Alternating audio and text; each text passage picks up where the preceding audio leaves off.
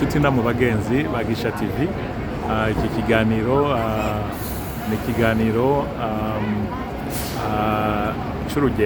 urugendo rw'akaruhuko nafashe hamwe n'umuryango ni mu gisagara cya New York, Manhattan. So iyi video ni ibice bimwe mu bice bikomeye by'igisagara cya New York. Umuntu ariko araraba ibintu abana b'abantu bashoboye gukora cyangwa n'ubu abandanya bakora. Abantu benshi of course baca bibaza ingene umuntu ari umunyabwenge, ingene ari umuhinga, ariko nivyo, ariko kenshi abantu nuko twibagira yuko ubwenge cyangwa ubuhinga abantu twabuhawe kandi tubuhabwa n'Imana. So jewe rero ndiko ndaraba nk'iki gisagara, kandi nizere ko abantu benshi ari nako babibona, ubona ubushobozi bw'Imana, ubona ingene Imana ishobora guha ubwenge abantu bagashobora kubaka ibisagara bimeze gutya, bagashobora kubaka ibintu bihambaye, mbere ikanabaha n'ubutunzi butuma bashobora kubaka ibintu bikomeye. So rero ni Manhattan aho bita Times Square, ni ahantu hazwi cyane. New York abantu benshi batikumbure batabizi, ni igisagara bavuga yuko ari igisagara kidasinzira.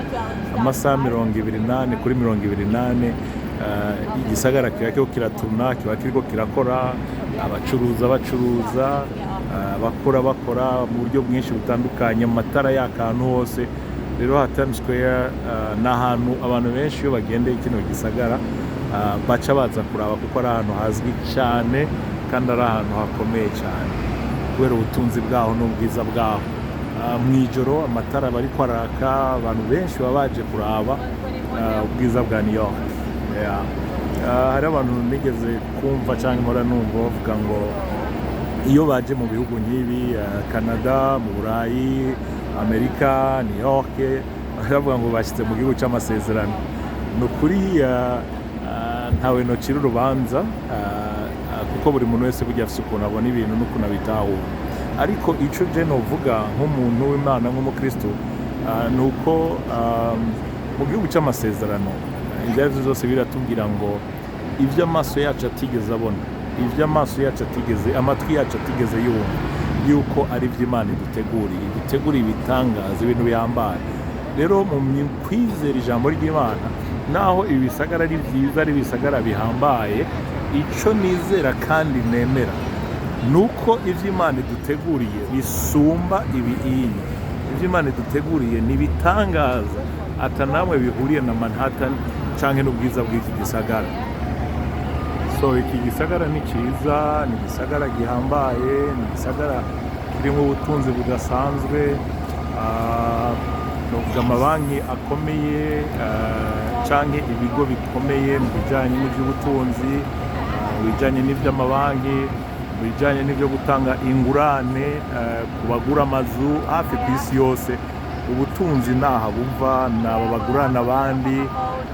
Aha niho amategeko menshi afatirwa mu bijanye n'ibintu by'ubutunzi. Hari barabara bita Wall Street, ni barabara rikomeye cyane, niho hari ibigo bikomakomeye bijanye n'ibintu bijanye n'ivy'ubutunzi.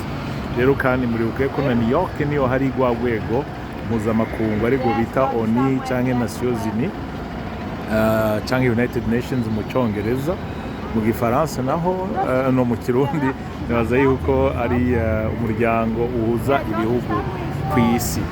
Rero nawe uri muri iki gisagara, ni igisagara gikomeye cyane, ni igisagara gihambaye, ariko nta namwe gihuriye n'ubwiza tuzobona igihe umwami wacu azoba yashimye yuko iby'isi birangira, kugira ngo urutonde rw'Imana na porogaramu y'Imana itangure. Pawulo niwe yavuze mu Bikorino ba mbere, aravuga ngo mu mwanya wo guhumya no guhumura, ariko no mbere mu gice cya 15 porogaramu y'isi izohagarara, atangure porogaramu y'Imana. So ibi byose bizoba ari ibintu bisanzwe, naho uyu munsi ari ibintu bikomeye, kuko nta na kimwe kizoba kigihari. Icyo gihe rero urumva niho hazoba hatangiye ubwiza bw'Imana ku bizera Imana no ku bayizeye.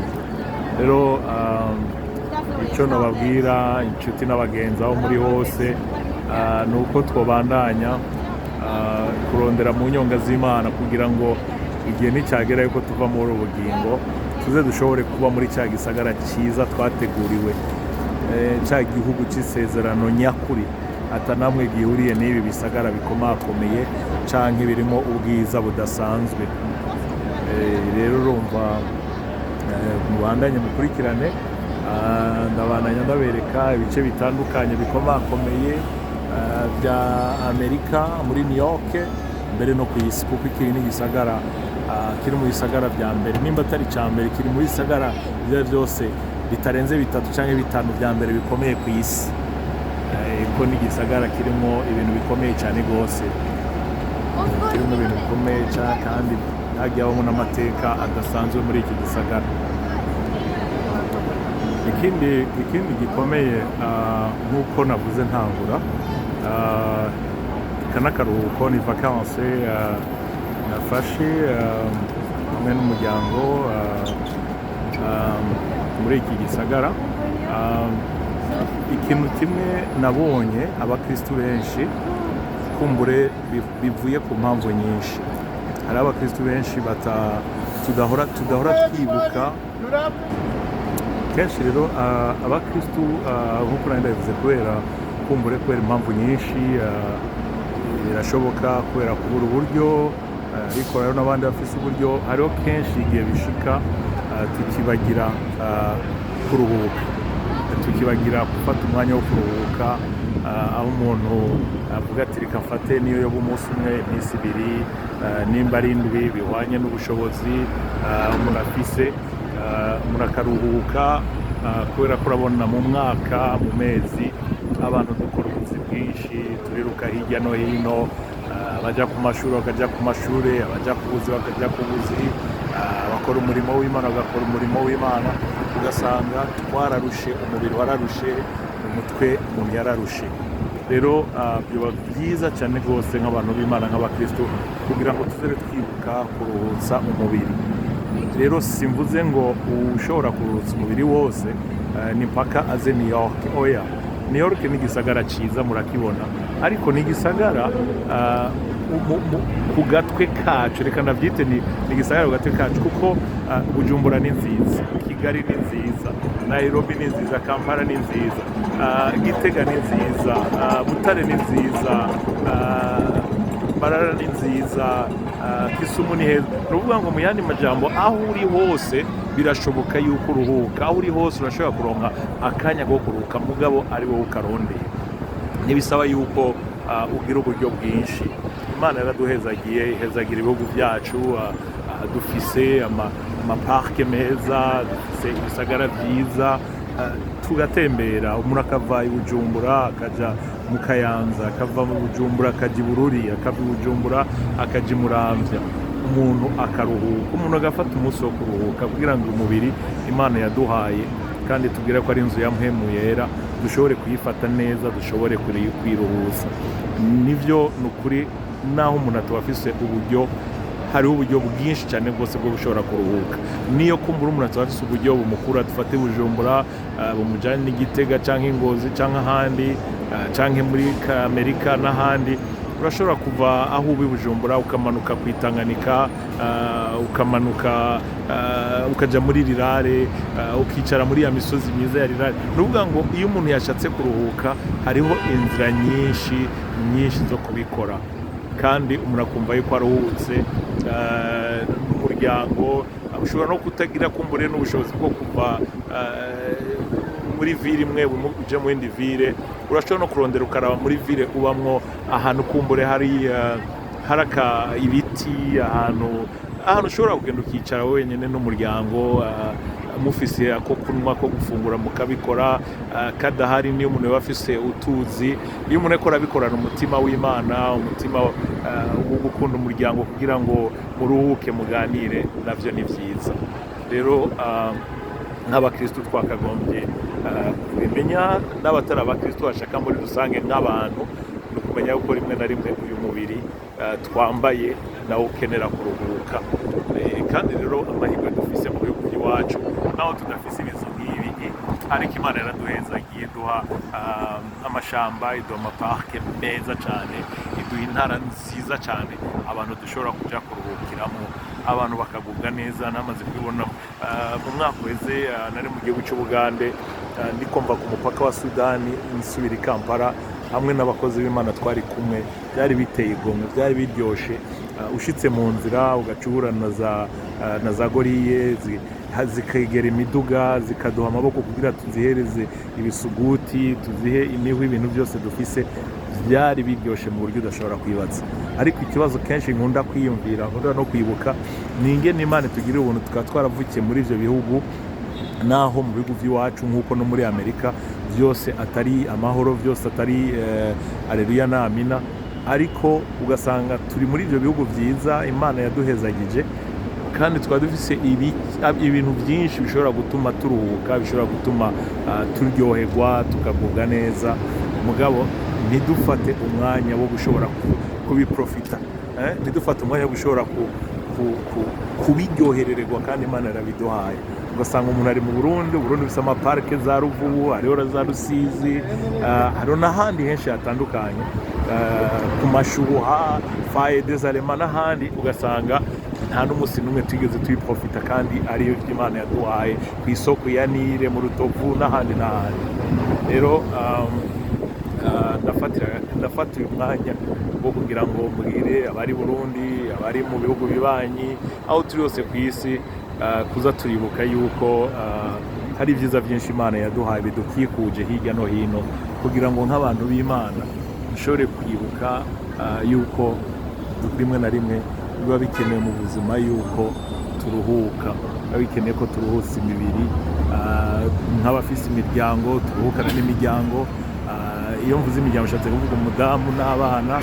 Mugabo n'uwo batabafise ari umujene ashobora kugenda wenyine, ashobora kujyana n'abagenzi biwe, umuntu akaruhuka, akagira umwanya mwiza wo kuruhuka, kumbure no kwiyumvira, na cyane cyane no kwiyumvira ku Mana no kuryohererwa ibyiza Imana yaremye muri iyi si.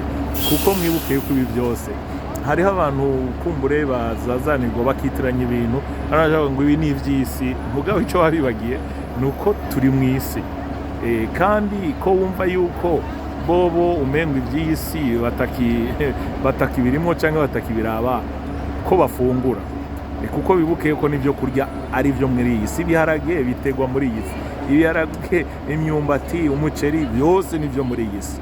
Mugabo turabirya kandi ari byo muri iyi si. Rero icyo twakagombye kwibuka nk'abantu ni uko muri iyi si ibirimo byose mu nzira imwe canke iyindi byaremwe n'Imana. Ibikoresho bakoresheje kugira bubake aya mazu, ibikoresho bakoresheje kugira ngo bubake imiduga, byose byaremwe n'Imana. Nta na kimwe Shetani yaremye. Shetani nta na kimwe yaremye, ko nta na kimwe yari afise, nta n'icyo yari ashoboye. Icyo ashoboye biri tubwira no kwica, kwiba no gusambura. Naho ibindi byose tubona muri ubu bugingo byose byakozwe n'abantu, babikora mu by'Imana yaremye, kandi bakoresha n'ubwenge Imana yabahaye kugira ngo bashike kuri ibi bintu. Rero iyi mvugo y'uko ikintu cyose umuntu akibona agacavuga ngo ni iby'isi, iyo mvugo yari ikwiye guhagarara. Ibintu byose muri iyi si abantu bashobora kubikoresha neza nk'uko bashobora kubikoresha nabi. Ahubwo nk'abantu b'Imana twagakwiye kwiga ingene ibintu ibi turimo, aya mazu meza, ibi bintu biri muri iyi si tubikoresha ku bw'icubahiro cy'Imana. Icyo rero nicyo gikuru cyane, kubikoresha no kubibamo ku bw'icubahiro cy'Imana. Rero reka tubandanye turaba ibyiza, turaba ibindi bihugu aho bigeze, kandi ndizera yuko natwe muri Afurika ahantu henshi abantu benshi bariko barabishika. Mubwiye za Afurika y'Epfo, reka tujye no muri East Africa, mu bihugu mu biyaga bigari canke mu biriya bihugu bidukikuje, u Rwanda, Ubugande, Kenya, Tanzania, ubu na Kongo isigaye irimo, na Somalia, n'abanyasomaliya bariko barasaba yuko baba mu rwego rwa East African Community. Ugiye kuraba harimo ibizu naho bitaba bingana n'ibi, ariko bariko bubaka ibintu nk'ibi. Ugiye za Nairobi, ukaraba za Kampala, ugiye kuraba ni Bujumbura, naho tudafise byinshi, ariko harimo zimwe ubona yuko ziteye igomwe. Mu Rwanda nuko nyene.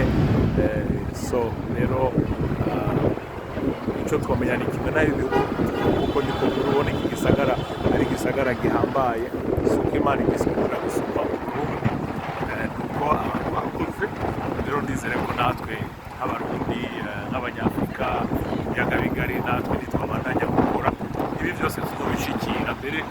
akarenza n'ibi kuko byose by'Imana ibitandukanye.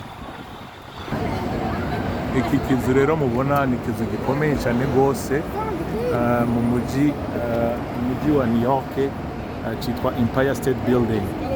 Iki ni ikizu gikomeye cyane kivugwa rwose muri iki gisagara, cyangwa ni kimwe mu bintu bigaragaza yuko umuntu yashyitse mu gisagara cya New York.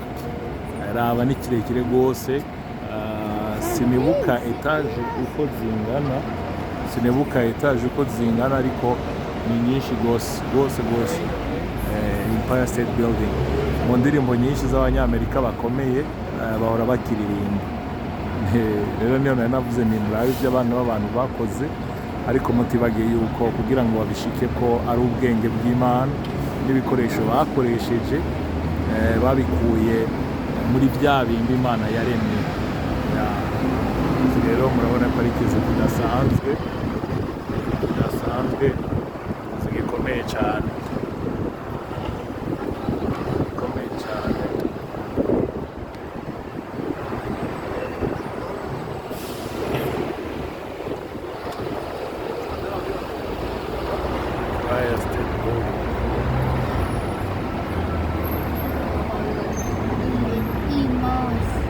Amaresitora kirimo ibintu by'ubwoko bwose, giteye ubwoko.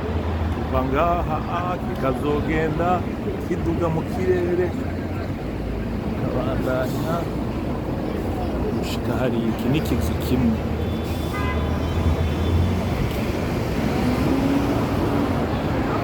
Urumva rero nk'umunsi umwe natwe twubatse tuti Burundi State Building kandi burya nta kitazoshoboka hamwe n'Imana, byose birashoboka.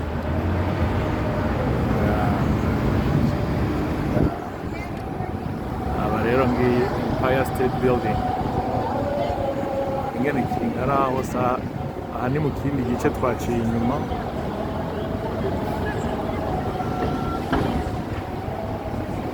Idarapo y'igihugu cya Amerika hejuru hariya, indege iraciye mu kirere.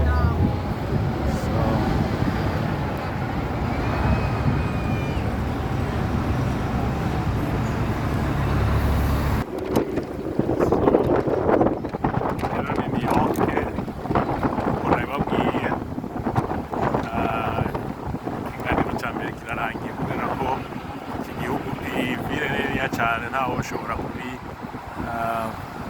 kubishyiramo byose umwanya mutoya ngo bikunde. Ikiganiro cya mbere kirangiriye ngaha. Imana ibaha, ahasigaye tugumize imitima yacu ku Mana, tubandanye twegere mu nyonga z'Imana, tubandanye kurondera mu nyonga z'Imana, kuko ibyo Imana iduteguriye ari byiza gusumba ibi turiko tubonesha amaso. Imana ibaha umugisha inshuti namwe bagenzi aho muri bakunzi ba Gisha TV. Nari kumwe na Pastor Diamond Mugisha, muheza gikwe, ibyiza biri imbere.